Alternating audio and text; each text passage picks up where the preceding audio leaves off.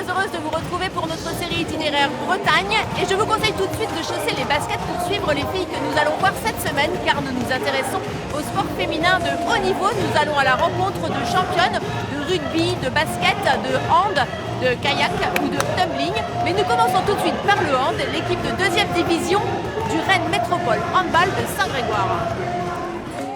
Salle de la Ricoquet, le public est au rendez-vous pour la 9e journée de championnat face à Sambre-Avesnois, équipe des Hauts-de-France.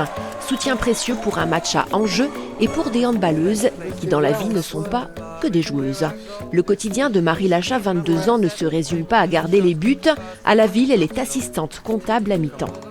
On le sait tous, le sport, à 30 ans, en général, la carrière, elle est finie. Donc il faut commencer au plus tôt à construire une future carrière après le sport. Et nécessaire de travailler, en tout cas nécessaire de construire un projet derrière le sport. Donc après, soit des études, travailler et avoir quelque chose pour plus tard. Une nécessité pour l'avenir, mais aussi pécuniaire, parce qu'elles ne sont que semi-professionnelles pour le hand. Les clubs recruteurs jouent d'ailleurs un rôle non négligeable afin de leur permettre de jongler plus facilement entre leurs deux vies. Laure, nouvelle recrue de l'équipe arrivée de Mérignac cet été, a ainsi intégré une entreprise partenaire du Rennes Métropole Handball. Quand on arrive dans un club, qu'on soit en études ou qu'on soit déjà dans le monde du travail, le club met en marche son réseau pour nous trouver quelque chose, que ce soit pour pousser notre entrée dans une école où forcément il n'y a pas beaucoup de place. Quand j'ai cherché du travail, pareil, ils ont fait jouer un peu le réseau pour pouvoir trouver quelque chose qui correspondait à mon job, à mon poste. Un travail à temps partiel pour la joueuse de 29 ans qui doit garder du temps pour les entraînements. Et répéter leur gamme au sein du groupe pour Laure comme pour Marie, c'est quasi tous les soirs de la semaine, depuis qu'elles ont 14 ou 15 ans. Le collectif, toujours un bon moteur pour la compétition. On partage des émotions tellement fortes à un match, ou quand on va à la compétition faire une Coupe de France, ou quand il y a des titres à la clé, où là on a un objectif, c'est d'aller en play-off. En fait tout ça c'est prenant et dès qu'on remporte un match, on sait qu'on a un petit pas un peu plus dans les play-offs, comme la saison de cette année. On va gagner à Mérignac. Mais des collectifs sportifs à l'équilibre parfois précaire et que l'entraîneur peut vouloir ramener sur les rails.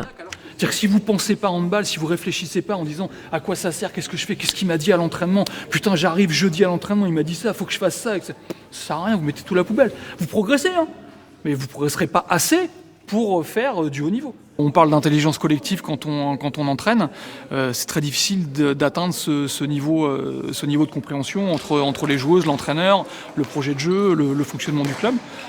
Des fois ça arrive, mais des fois c'est un peu plus long. Donc là on va dire qu'on est sur la bonne voie parce que le groupe n'a pas beaucoup changé par rapport à l'année dernière.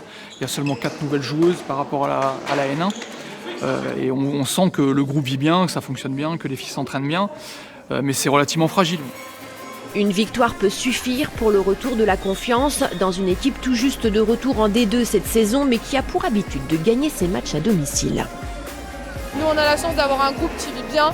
Donc, et d'ailleurs notre force c'est ça, notre force c'est de jouer ensemble et ce soir c'est ce qu'on a su faire, donc c'est bon.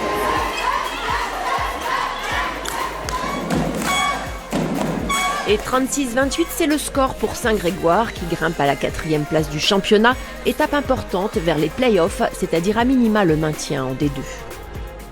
Nous sommes maintenant en compagnie de Pierre Dubois, le préparateur physique. Alors Pierre, expliquez-moi un petit peu, c'est quoi votre rôle au sein de l'équipe ? C'est d'optimiser en fait le corps de l'athlète pour la performance.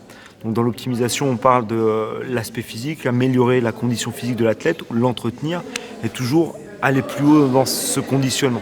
L'objectif principal, c'est d'amener avant tout à ce que cet athlète puisse perdurer dans le temps et d'éviter toute blessure. Donc en fait, c'est aussi de lutter contre les mécanismes répétitifs qui peuvent amener des blessures, vu qu'on s'entraîne quotidiennement et l'intensité du jeu au handball nous amène à avoir des blessés récurrents. Le sport à haute dose, est-ce que c'est bon d'ailleurs pour l'organisme ? Non, on est plus sur du sport santé, clairement, on est vraiment sur de la performance. On essaye de transformer le corps pour l'activité. Et sur le handball, on est sur un sport asymétrique, on utilise toujours la même main, toujours les mêmes qualités de débordement si on veut battre un adversaire. Il faut trouver bien sûr les outils pour ne pas blesser la joueuse, qui est la musculation, l'équilibre, la proprioception, la mobilité articulaire. On essaye d'entretenir le corps pour qu'il soit le plus fonctionnel possible.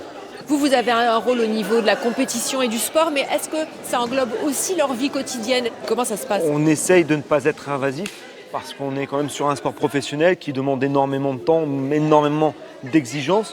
On essaye de conseiller, d'orienter les choix par rapport aux envies de la personne, parce que je pense qu'on est tous à un moment donné avec des envies personnelles. Par exemple, il y a des joueuses qui me demandent « Oui, j'ai pas envie de ressembler à un garçon, je veux rester féminine ». Donc on essaye de tendre vers ça, on a des stratégies qu'on met en place et on leur fait comprendre qu'avant tout, leur outil de travail, c'est leur corps. Donc bien sûr, au quotidien, on essaie de donner des conseils sur comment récupérer, comment amener des boissons énergisantes, comment préparer quotidiennement leur repas, essayer d'équilibrer au mieux et de faire attention surtout sur la récupération et d'éviter de croire à des mythes comme la bière récupère, etc. C'est pas forcément bon, donc on essaie de leur faire comprendre ça et tout en bonne intelligence aussi de les laisser faire à un moment donné quand elles ont envie de faire un peu la fête, ce qui est tout à fait normal aussi. Est-ce qu'il y a une recette, Pierre, pour devenir une championne? Au-delà du physique, je pense que la recette pour être championne, c'est croire en ses rêves, se donner les moyens d'y arriver et surtout ne pas écouter les autres qui sont autour de nous et croire en soi.